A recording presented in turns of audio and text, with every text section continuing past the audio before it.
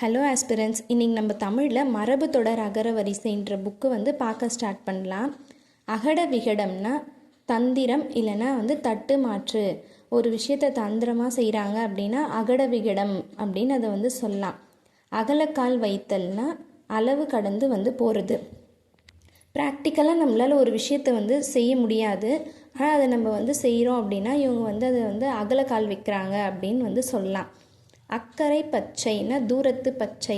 இப்போ தூரம் இருந்து பார்க்குறப்ப ஒரு பொய் தோற்றம் நமக்கு தெரியும். அவங்க சந்தோஷமாக வாழறாங்க அப்படின்ட்டு, எந்த ஒரு கஷ்டமும் இல்லை. ஆனால் உண்மையிலேயே அவங்க இடத்துலேருந்து பார்க்குறப்ப தான் அவங்க எந்த அளவுக்கு கஷ்டப்படுறாங்கன்றது தெரியும். அக்கறை பச்சைனா பொய் தோற்றம். அக்கு தொக்குனா ஒட்டு பற்று இல்லைன்னா தொடர்பு.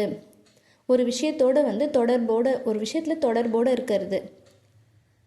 அடங்கா பிடாரினா யாருக்கும் அடங்காதவங்க, இல்லை அடங்காதவன் இல்லைன்னா அடங்காதவள்னு சொல்லலாம்.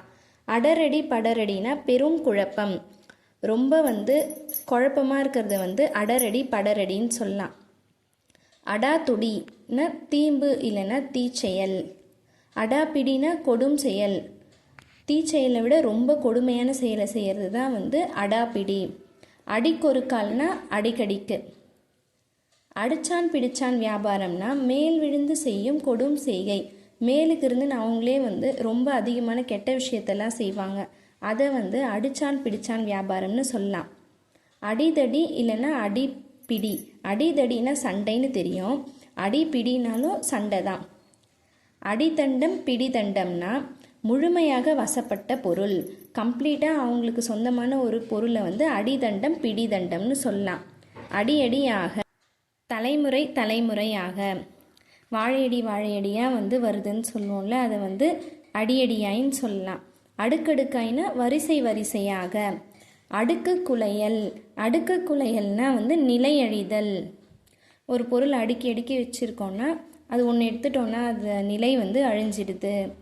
அண்ட புரட்டன். அண்ட புரட்டன்னா பெரும் தீயன். அமளி பண்ணுதல்னா சச்சரவு உண்டாக்குதல்.